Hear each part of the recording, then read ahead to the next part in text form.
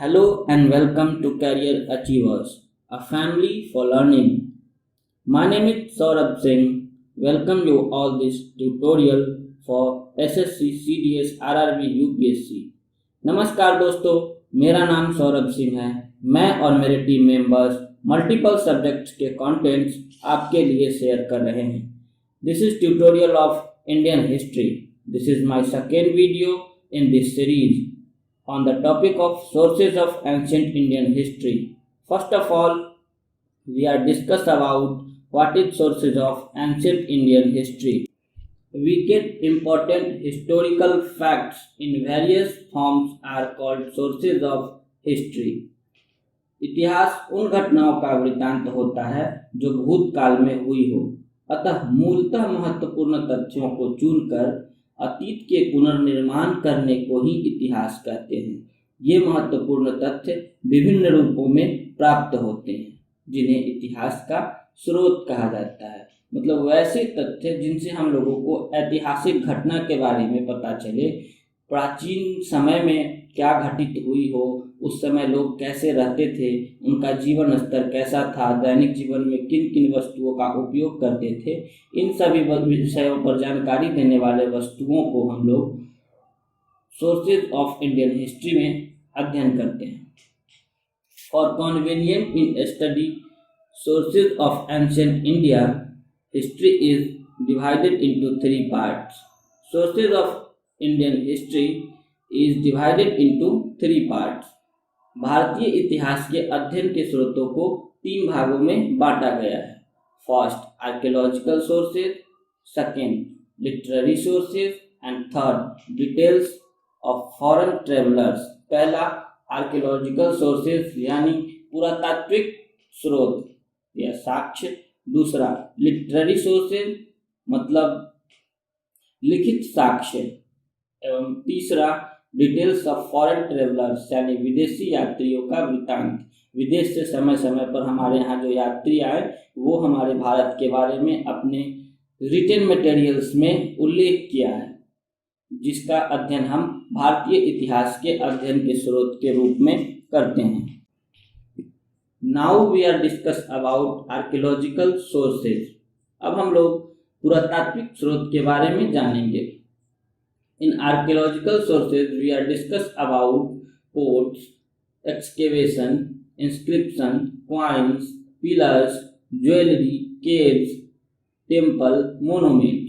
पुरातात्विक स्रोत के अंतर्गत हम लोग पोर्ट्स यानी बर्तन, एक्सकेवेशन यानी खुदाई, इंस्क्रिप्शन यानी अभिलेख, कॉइन्स यानी सिक्के, पिलर्स यानी स्तंभ, ज्वेलरी यानी गहने, केव्स यानी गुफाएं, टेम्पल्स यानी मंदिर, मोनूमेंट्स यानी स्मारक के बारे में अध्ययन करते हैं। अब हम इन सब के बारे में बारी बारी से जानेंगे।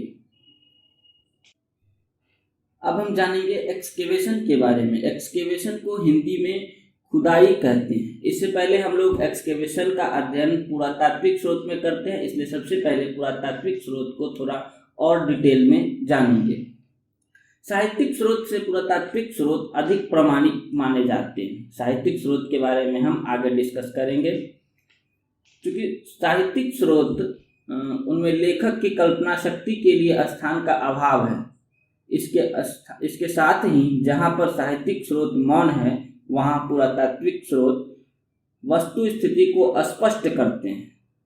विभिन्न स्थानों पर हुए उत्खननों के परिणाम स्वरूप बड़ी संख्या में अभिलेखों, स्मारक एवं मुद्राएं प्राप्त होते हैं, जिनमें प्राचीन भारत पर व्यापक प्रकाश पड़ता है। प्राचीन भारतीय इतिहास के विषय में जानकारी देने वाले प्रमुख पुरातात्विक स्रोत क्वाइंस, पोर्ट्स, एक्सकेवेशन etc. हैं। तो सबसे पहले हम लोग एक्सकेवेशन के बारे में जानेंगे।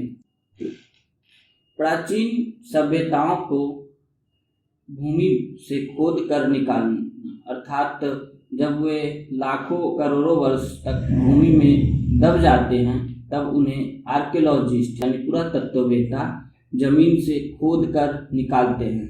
यहाँ आप स्लाइड में देख रहे होंगे फिगर में कि खुदाई का काम हो रहा है, अधिकारी लोग खड़े हैं और नेक्स्ट स्लाइड में देख रहे होंगे कि खुदाई के दौरान बोन्स एंड बोट्स मिले हैं और यहाँ व्हाइट और ब्लैक कलर की एक लंबी छड़ी जैसी रचना रखी हुई है, जो स्केल है, जो इसका मेजरमेंट में उपयोग किया जाता है। एक्सकेवेशन के दौरान हमें बहुत से वस्तुएं प्राप्त होते हैं, जिनका अध्ययन हम लोग आर्कियोलॉजिकल सोर्सेज के अंतर्गत करते हैं। एक्सकेवेशन के दौरान हम लोगों को सिक्के, मुहर, बोन्स, पोर्ट्स, फिजिकल रिमेन्स यानी मानव के भौतिक उपयोग की वस्तुएं प्राप्त होती है। इनमें हम लोग सबसे पहले इंस्क्रिप्शन के बारे में डिस्कस करेंगे। इंस्क्रिप्शंस को हिंदी में अभिलेख कहते हैं। प्राचीन भारतीय इतिहास पर प्रकाश डालने वाले स्रोत में सर्वाधिक महत्व के एवं प्रामाणिक स्रोत अभिलेख हैं, क्योंकि अभिलेख समकालीन होते हैं। समकालीन बोले तो कंटेम्प्ररी। जिस राजा अथवा राज्य के विषय में अभिलेख पर लिखा होता है, अभिलेख की रचना उसी राजा के शासनकाल के समय की गई होती है, अतः इस तथ्य के सत्य होने की संभावना अधिक होती है। अभिलेखों से तत्कालीन राजनीतिक एवं धार्मिक स्थिति पर विशेष रूप से प्रकाश पड़ता है। इसके अतिरिक्त राज्य की सीमाओं का निर्धारण, राजाओं के चरित्र एवं व्यक्तित्व के विषय में भी ये जानकारी उपलब्ध कराते हैं। अभिलेख तत्कालीन कला को भी प्रदर्शित करते हैं।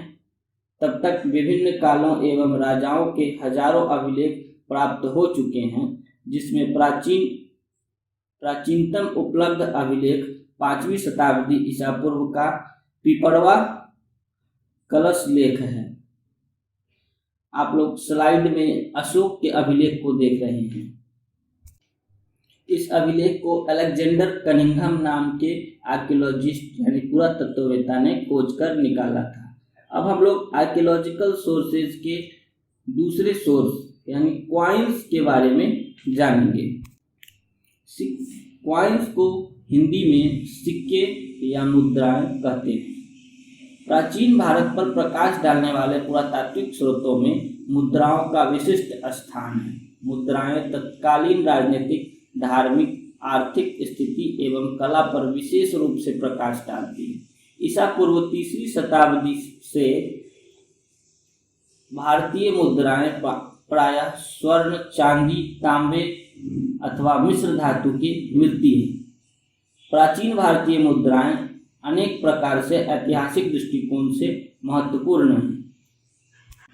यहाँ स्लाइड में विभिन्न प्रकार के सिक्कों को दिखाया गया है, जिसमें कुछ सोने के हैं, कुछ गोल्डन कलर्स के हैं, कुछ पत्थर के हैं, कुछ यहाँ आप स्लाइड के दूसरी तस्वीर में चंद्रगुप्त विक्रमादित्य के काल के सिक्के देख रहे हैं, जिस पर एक नर्तकी की मुद्रा का अंकन है और दूसरे पे वीणा लिए हुए चंद्रगुप्त मौर्य का प्रतिमा है, जिससे यह पता चलता है कि वो कला प्रेमी भी थे। इधर पहले वाले चित्र में आप देख रहे हैं कि सिक्का का कुछ आकार चौकोर है, कुछ गोल है, कुछ तो पूरा गोल भी नहीं है। इन आकार को मतलब काशार्पण सिक्के कहते हैं, जो जिसका आकार फिक्स नहीं होता है। इसके बारे में हम लोग विशेष रूप से अध्ययन आगे करेंगे दूसरे वीडियो में। अब हम लोग आगे देखते हैं पिलर्स के बारे में। पिलर्स में स्लाइड में आपको अशोक स्तंभ दिखाया गया। पिलर्स को हिंदी में स्तंभ कहते हैं।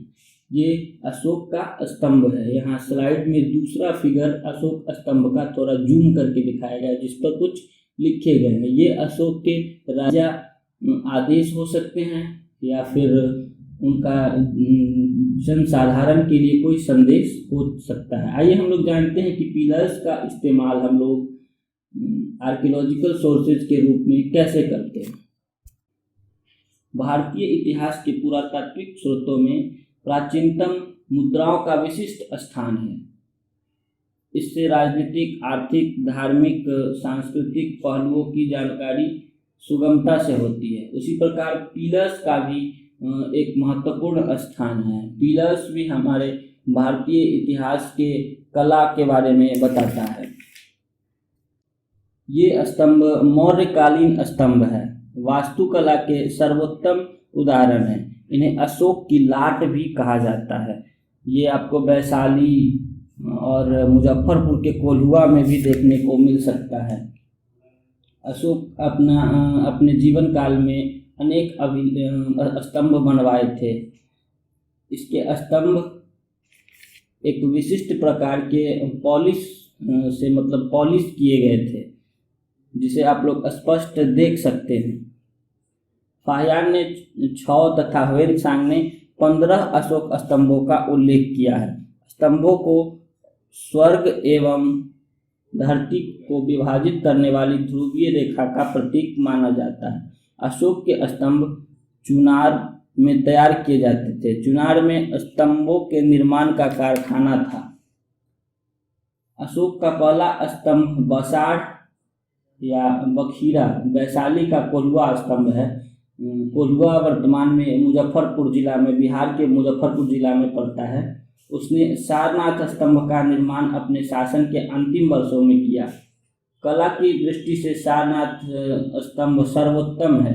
इन स्तंभों पर की गई चमकदार पॉलिश की तुलना उत्तरी काले पॉलिशदार मृद भांडों के पॉलिश से की जाती है। अब हम लोग पोर्ट्स के बारे में जानते हैं। पोर्ट्स प्राचीन भारतीय इतिहास के अध्ययन के स्रोत में विशिष्ट स्थान रखते हैं। इससे तत्कालीन समय के कलाकृतियों के बारे में और उस समय के व्यावसायिक क्रियाकलापों के बारे में पता चलता है। भारत और रोम देश के बीच पात्रों की परंपरा थी, जिसे भारत रोम पात्र परंपरा के नाम से जाना जाता है। पोर्ट्स एक भारतीय इतिहास में पोर्ट्स का अध्ययन एक कला अध्ययन के रूप में विशिष्ट स्थान रखता है। इस पर आप स्लाइड में स्पष्ट देख सकते हैं कि पोर्ट्स पे कितनी अच्छी पेंटिंग की गई है, जो भारतीय कला का एक स्पष्ट उदाहरण है। और इस पर एक चमकदार पॉलिश की गई है, जो अन्य किसी भी पोर्ट्स पर देखने को नहीं मिलता है। अब नेक्स्ट है ज्वेलरी, जिसे गहने कहते हैं। यहाँ फिगर में आप देख सकते हैं कितनी सुंदर गहने हैं। आज के समय में जो लोग सोने और चांदी के गहने इस्तेमाल करते हैं, उस समय प्राचीन काल में सिंधु सभ्यता में अगर माने तो उस समय पत्थर यानी बीड्स फैक्ट्री हुआ करता था, जिससे बीड्स बनाए जाते थे और उससे ऑर्नामेंट्स यानी गहने बनाए जाते थे। शंख की चूड़ियाँ अभी भी लोग इस्तेमाल करते हैं, जिसका इस्तेमाल प्राचीन समय में किया जाता था, जो कला का एक प्राचीनतम उदाहरण है, जो भारतीय कला की प्राचीनता को और भी बढ़ा देता है। यहाँ फिगर में स्पष्ट दिखाया गया है ज्वेलरी के बारे में, जिससे आपको भारतीय कला की प्राचीनता का एक अलग झांकी देखने को मिलेगा, जो अन्यत्र कहीं भी देखने को नहीं मिलता है। नेक्स्ट हम लोग जानेंगे केव्स के बारे में। केव्स का भी sources of ancient Indian history के रूप में अध्ययन हम लोग करते हैं।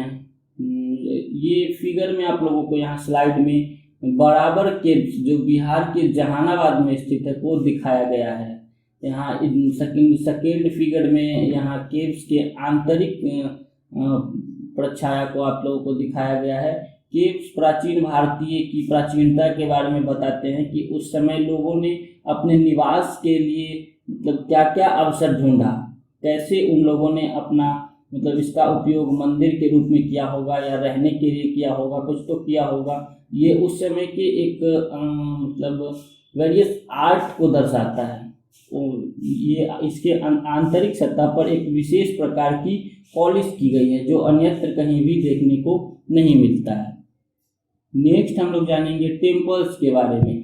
टेम्पल्स भी एंशिएंट इंडिया के आर्ट को बहुत अच्छे से डिफाइन करते हैं। यहाँ आप लोग खजुराहो टेम्पल की तस्वीर देख रहे हैं स्लाइड में। यहाँ देखिए इसमें कितनी घनी कलाकृतियाँ की गई है, जो भारतीय सभ्यता की कलाकृतियों को दर्शाता है।